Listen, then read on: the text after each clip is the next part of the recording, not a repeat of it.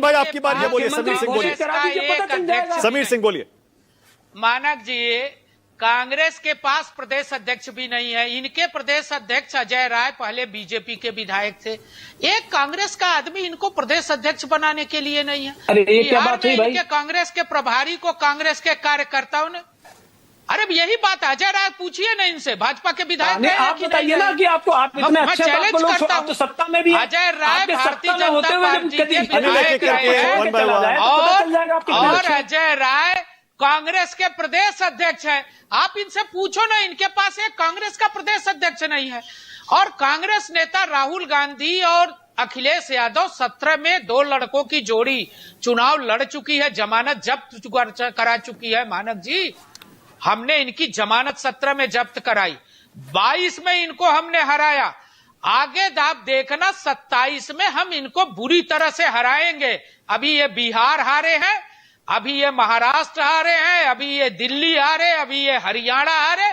इनको हार की श्रृंखला तेजी से इनके खिलाफ बढ़ रही है। डॉक्टर समीर सिंह, बीजेपी के राष्ट्रीय अध्यक्ष कौन बनने वाले हैं? हम इनकी पूरी, डॉक्टर समीर सिंह राष्ट्रीय अध्यक्ष कौन बनने वाले हैं आपके? प्रदेश अध्यक्ष कौन है पंजाब?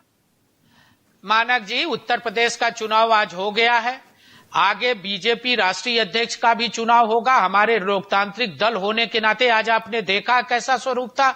माननीय मुख्यमंत्री जी, हमारे दोनों डिप्टी सीएम, हमारे प्रदेश अध्यक्ष, हमारे पूर्व प्रदेश अध्यक्ष स्वतंत्र देव सिंह, हमारे सीनियर नेता ने आज एक सामान्य कार्यकर्ता पंकज चौधरी जो 7 बार के सांसद थे, उनका नामांकन कराया है। ये भारतीय जनता पार्टी की विशिष्टता है। ठीक है, ड्राइंग रूम में हमारा प्रदेश अध्यक्ष नहीं तय होता है मानक जी। ये सपा और कांग्रेस नहीं है कि रात को सपने में अखिलेश यादव ने तय कर दिया तो हम प्रदेश अध्यक्ष बना देंगे। एक सेकंड, अनंत विजय बोलिए क्या कह रहे हैं। और अनंत विजय ये बताइएगा, आपको क्या लगता है ये कैसा गेम बीजेपी खेल रही है उत्तर प्रदेश में खासतौर से, और जाहिर है आने वाले कई राज्यों में, क्योंकि बीजेपी के बारे में कहा जाता है कि वो 2, 3, 4, 5 साल 10 साल आगे सोच के चलती है। तो राष्ट्रीय अध्यक्ष, यूपी अध्यक्ष और भी कई राज्यों के अध्यक्ष बाकी हैं। क्या गेम लग रहा है बीजेपी का? मानक जी, मैं तो पहले समीर जी को यह कहना चाहता हूं, उन्होंने अजय राय की बात कही तो मुझे अचानक से केशव प्रसाद मौर्य याद आ गया। वो भी तो समाजवादी पार्टी में थे और इन्होंने पार्टी अध्यक्ष बनाया था उनको।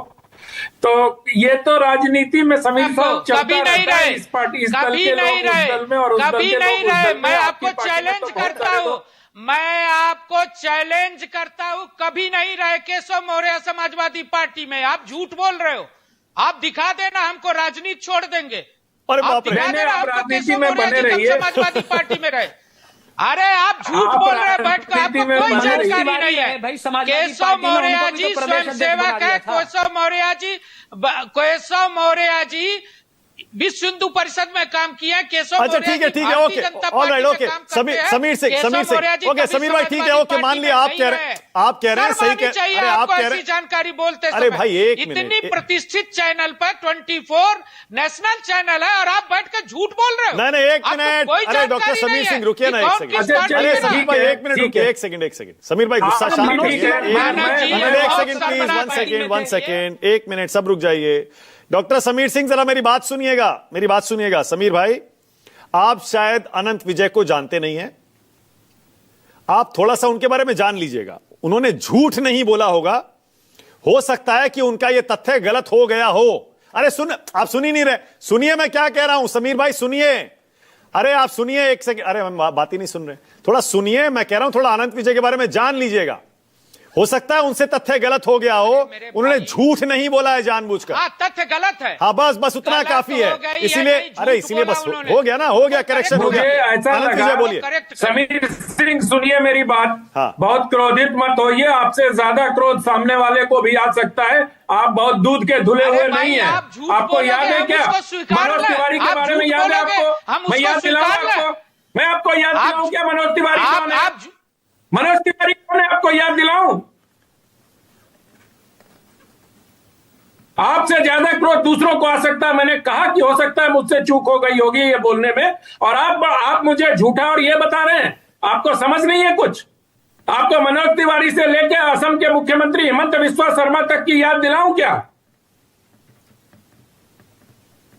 हाँ सही कह रहे हैं, बिल्कुल। प्रवक्ता बनते तो प्रवक्ता की मर्यादा में रहा करिए। आप झूठ बोल के गुंडा दूसरों को मर्यादा और चुनौती मत सिखाया करिए, आप अपनी मर्यादा में रहिए। आप झूठ बोलोगे और बताओगे भाई, हम मैंने सही तो कर आपको पहले ही रहे कहा हैं, कि हो आप स्वीकार सकता कर है रहे मुझसे तथ्यात्मक भूल हो गई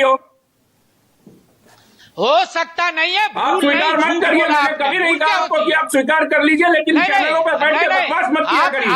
आप भूल क्या हो जाती है भाई? आप 24 जैसे नेशनल चैनल पर बैठ के अनाप शनाप बातें कर रहे हो, स्वीकार नहीं कर रहे हैं कि हमने अरे जो है, अनाप शनाप क्या? गलत अरे बोला। एक मिनट, क्या आपको हो गया माफी- आपको आप डॉक्टर समीर सिंह? 24 क्या में हो पहले गया? बार आए होंगे। अरे एक आपको तथ्य गलत हो अंदाजा गया होगा नहीं है। उनसे। नहीं, मैं कह रहा हूं ना, एक मिनट कर रहे हैं। नहीं, अनंत एक सेकंड आगे चलते आप हैं। गलत जानकारी है। अरे एक मिनट, अब आगे चलते हैं, एक मिनट रुक जाइए। आपको डॉक्टर समीर सिंह, आप मेरे शो पर शायद पहली बार आए हैं और आप, मुझे नहीं लगता कि आपने बहुत ज्यादा डिबेट्स देखी हैं। अनंत विजय को आप जानते नहीं, थोड़ा स्टडी कर लीजिएगा, उसके बाद इस बारे में आपको खुद ही समझ आ जाएगा कि उनसे तथ्यात्मक गलती हुई है या उन्होंने जानबूझ के झूठ बोला है। अनंत विजय आगे आइए जरा, अपने मुद्दे पर बोलिए, आप क्या कह रहे थे? मैं सिर्फ इतना कह रहा हूं कि उत्तर प्रदेश में जो स्थितियां बन रही है मानक जी अभी, और जो आपका प्रश्न था कि जिस प्रकार से राष्ट्रीय अध्यक्ष चुनाव होने जा रहा है, तो मुझे ऐसा प्रतीत होता है कि राष्ट्रीय अध्यक्ष के चुनाव के लिए भारतीय जनता पार्टी ने अपनी, क्योंकि भारतीय जनता पार्टी का ये बहुत पुराना और बहुत दिनों से ये मतलब ये एक प्रकार की रणनीति रही है। और एक बात मैं प्रधानमंत्री नरेंद्र मोदी के बारे में और आपसे कहना चाहता हूं कि प्रधानमंत्री नरेंद्र मोदी राजनीतिक रूप से रणनीति और राहुल गांधी की तरह वोट चोरी बहुत है। उनको मालूम है कि कौन सी गोटी कहां सेट करने से उसके क्या परिणाम होंगे।